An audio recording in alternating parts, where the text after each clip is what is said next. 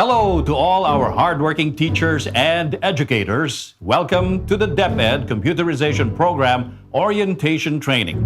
This video will guide you on how to set up, configure, and operate various equipment needed in your school.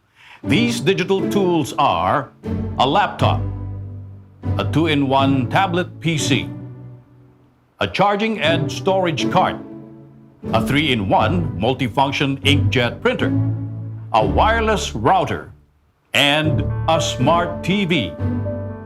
Mahalaga po na masanay kayo sa wastong paggamit ng mga teknolohiyang ito upang maiwasan ang pagkasira o hindi tamang paggana ng mga ito. Ituturo rin namin sa inyo kung paano mag-troubleshoot para agad ninyong magawa ng solusyon ang anumang problema na maaari ninyong maengkwentro sa paggamit ng mga equipment ninyo. A thorough understanding of these equipment will give you the ability to quickly correct any malfunction should it occur and avoid any further delays or interruptions in your class.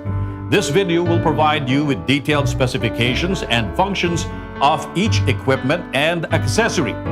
Iisa-isahin po natin pag-aaralan ang mga ito, kung ano ang gamit nila at kung saan dapat ikabit.